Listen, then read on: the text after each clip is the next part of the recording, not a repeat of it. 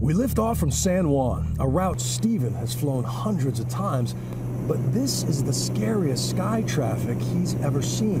He said you could sense the tension in the air traffic controller's voice. Absolutely.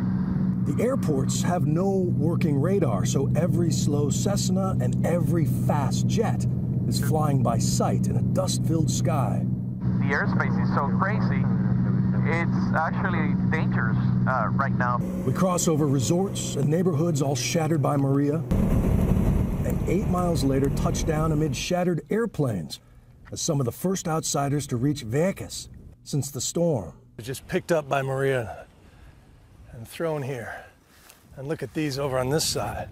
Broken planes are just the first signs of Maria's strength. The entire island is ravaged, from the swanky W Hotel to the boats of Mosquito Bay. That is the cabin of a catamaran for tourists called the Naughty Mermaid. And if it looks a little bit odd, it's because it's flipped upside down by what the locals say were 200-mile-an-hour winds. 3, 2, 1.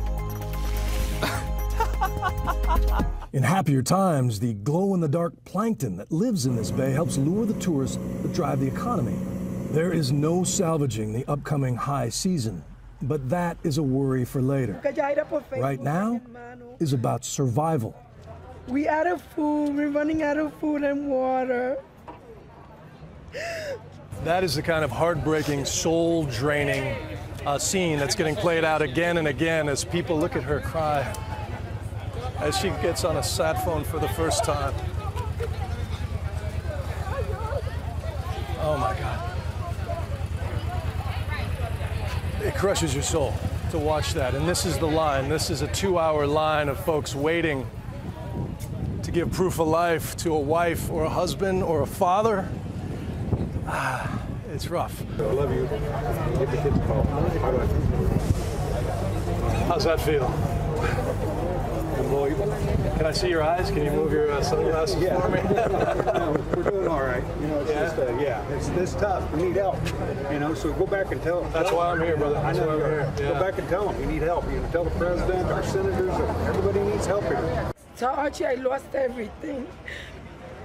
After the storm blew through, you flew down here with a bag of satellite phones? First flight. We had a lot of folks in the U.S. that were stepping up and contributing, and we decided the most important thing was to establish communication because we weren't hearing from anybody. When is help coming? There are a lot of people who have promised to bring supplies, but it hasn't arrived yet, the deputy mayor tells me. Red tape seems to be their biggest enemy. The relief efforts and the aid, some of it may be coming. We're here and we're trying to get those coordinations, those clearances, those orders to be issued so we can get them because the island is feeling this type of pressure and the tensions are running high. Do you feel American at moments like this? Do you feel neglected at moments like this? Somewhere in between? I think we have to take a deep breath and say, you know, we are U.S. citizens. It's been 100 years since Woodrow Wilson in 1917 made us U.S. citizens. It should mean something. And right now we are the forgotten island, and that shouldn't be. For years, the U.S. Navy used this island for target practice until the locals got fed up.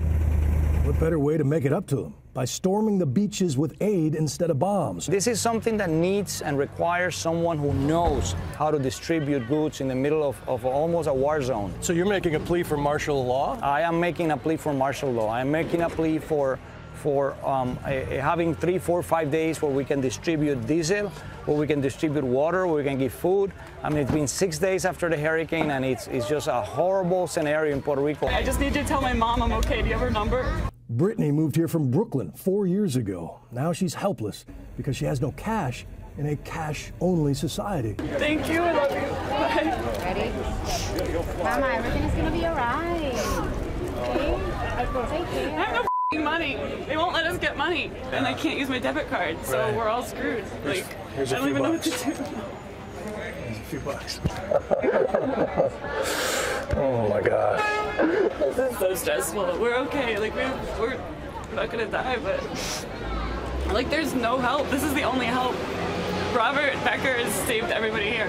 Like, I don't know what else to say, but private citizens have come through for us, and no one else really has.